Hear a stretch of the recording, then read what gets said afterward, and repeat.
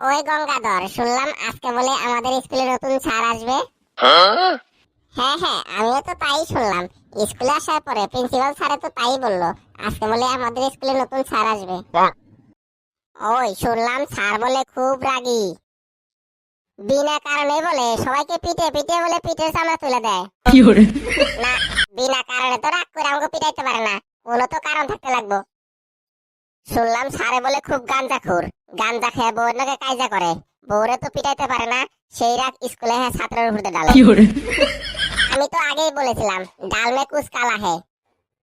স্যারের চোখ যদি লাল থাকে তাহলে তো বুঝবো স্যারে গাঁজা খেয়েছে, তাহলে তো সর্বনাশ, প্রথম দিনই মার খেতে লাগবো। সবাই চুপ কর, good morning sir. Good morning sir. র র তোদের গুড মর্নিং যাবে না ব্যাড মর্নিং যাবে একটু পরেই তো জানতে পারবি। স্যারে আজকে পাক্কা গাঁজা খেয়ে যাচ্ছে। ওই তুই কি বললি তুই? কো স্যার, আমি তো কিছু বলি নাই। তাহলে তোর মুখটা নড়লো কেন? তুই এদিকে আস। এই মরেছে। এই নে, এই নে, এই নে। স্যার স্যার, আমাকে মারছেন কেন? আমি কি বললাম? কিছু বলিসনি তাই তোকে মারছি। তাহলে তুই ভাব, যদি কিছু বলতি তাহলে কি করতাম। যা ওখানে গিয়ে বস। তোদের কেউ লাগবে নাকি কিছু আমের তি রসগোল্লা? না স্যার, আমার সুগার আছে, আমের কি রসগোল্লা এগুলো খাই না। ওই তুই হাসলি কেন? তুই এদিকে আস। এই মরেছে। কই স্যার, আমি আবার কোথায় হাসলাম? তুই এদিকে আসবি না আমি নিজেই যাব। আসছি স্যার, আসছি। এই নে, এই নে, এই নে। স্যার, আমাকে কিন্তু শুধু শুধুই মারছেন, আমি কিন্তু কিছু করিনি। এই নে, যা এবার গিয়ে বস। আজকে 100% গ্যারান্টি বউর সঙ্গে কায়জা করে আসছে। প্রিয় স্টুডেন্টরা, আজকে আমার প্রথম ক্লাস, তাহলে তোমাদের ইন্ট্রোডাকশন নিয়েই ক্লাসটা আরম্ভ করি। Okay sir. প্রথমে তাহলে তোকে দিয়েই শুরু করি, বল তোর বিষয়ে কিছু বল। Sir, my name is Gobardhan Pal, my father name is Gopinath Pal, my mother name is Gulabi Pal, my sister name is Galaxy Pal. ওই জির বংশধর, তোকে আমি তোর 14 গোষ্ঠীর নাম বলতে বলি নাই, আমি তোর বিষয়ে বলতে বলছি। মানে তুই বড় হয়ে কি হতে চাস সেটা বল। Sir, I want to be a police officer. তুই এত চাকরি থাকতে পুলিশের চাকরিটাই নিতে চাচ্ছিস কেন? স্যার, আমি সমাজের হয়ে কাম করতে চাই, সমাজ শান্তি সুস্থতায় রাখতে চাই, যাতে সমাজের মধ্যে কোনো গুন্ডা মাস্তানি করতে না পারে। Good good, very good. এরকম ছেলেই তো ভবিষ্যতের দরকার। তুই বস। Next. Sir, I want to be a air hostess. Good good, very good. Next. Sir, my name is Madhusudan, I want to be a doctor. Good good, very good. তাহলে তুই doctor হতে চাস? হ্যাঁ স্যার। তাহলে বল তোর ফেভারিট সাবজেক্ট কি? Sir, my favourite subject education. কি? তুই ডাক্তার হতে চাস আর তোর ফেভারিট সাবজেক্ট হলো এডুকেশন? তুই কি ডাক্তার হয়ে মানুষকে মারবি? তোকে আর ডাক্তার হতে হবে না, তুই মানুষের ভালো করা বাদ দিয়ে ক্ষতি বেশি করবি। বস। Next. Sir, my name is Gangadhar, my father name is Jaladhar, my village name is Kupadhar. ওই তুই থাম থাম, তোদের পিছনে সবারই ধর আছে কেন? স্যার, আমরা সবকিছু ধরতে ভালোবাসি, তার জন্য তো পিছনে সবার ধর আছে। ধরতে ভালোবাসিস মানে কি ধরতে ভালোবাসিস? স্যার, আমাদের বাড়িতে যদি কোনো চোর আসে, আমাদের বাড়ির থেকে কোনো চুরি পালিয়ে যেতে পারে না, আমরা খপ্পত করে ধরে ফেলি। ওই জন্যই তো আমাদের নামের পিছনে সবারই ধর আছে। এটা আবার কোন ধরনের নাম রে বাবা? তুই বড় হয়ে কি হতে চাস? Sir, I want to be a engineer.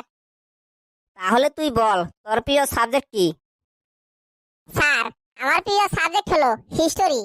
তুই ইঞ্জিনিয়ার হতে চাস আর তোর প্রিয় সাবজেক্ট হলো হিস্টোরি? তোকে যদি কোনো কাজ করতে দেওয়া হয় তাহলে তুই কাজের 12টা বাজে দিবি। ইঞ্জিনিয়ার হইতে চাইলে প্রিয় সাবজেক্ট হবে ম্যাথ আর তোর হলো হিস্টোরি। ওদেরকে পাগলা কুত্তায় কামড়াইছে।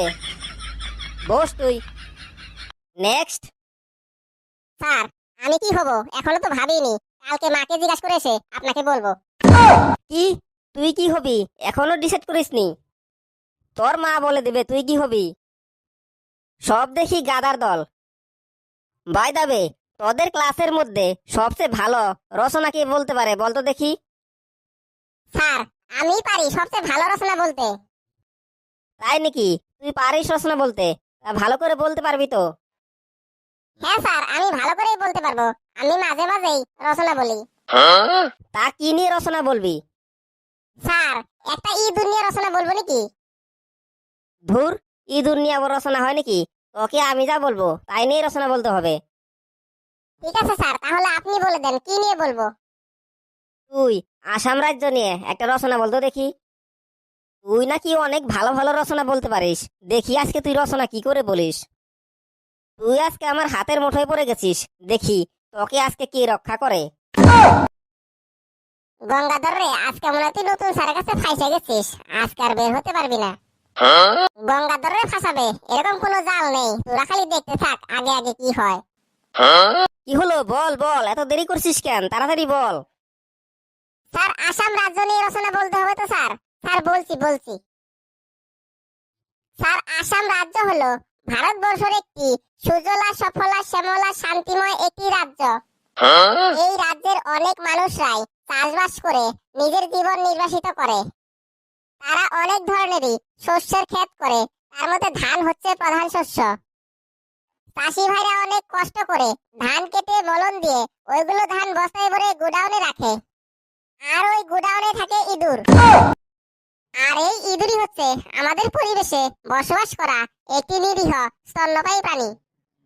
আর এই ইঁদুরের গায়ে ছোট ছোট লোম আছে, 4টে ঠ্যাং আছে, 2টা কান আছে, একটা লেজ আছে, আর মুখের মধ্যে গোপও আছে। আর এই ইঁদুর অনেক রঙেরই হয়, যেমন সাদা, কালো, বাদামি, এটসেটেরা এটসেটেরা।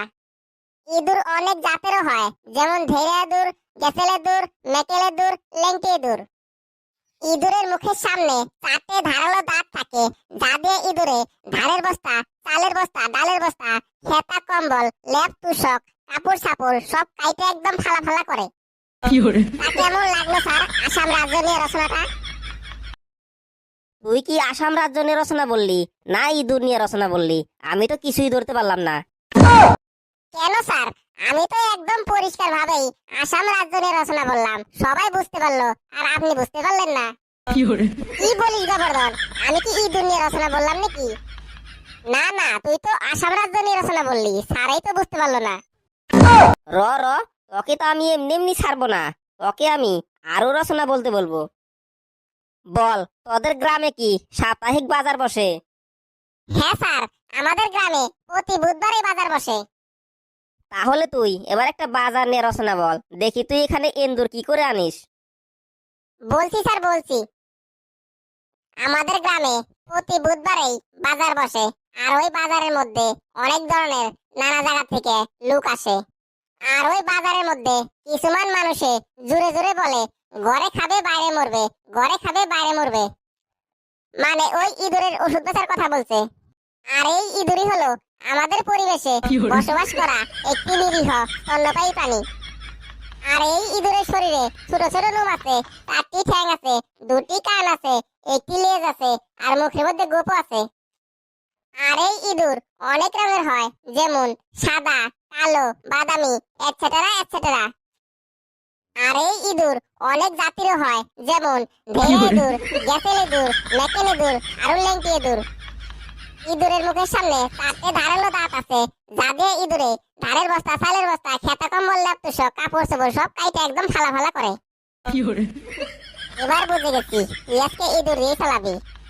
স্যার তা কেমন লাগলো বাজার নিয়ে রচনাটা? এবার বুঝেছি, এ বেটা আজকে ইঁদুরের রচনায় পড়ে এসেছে।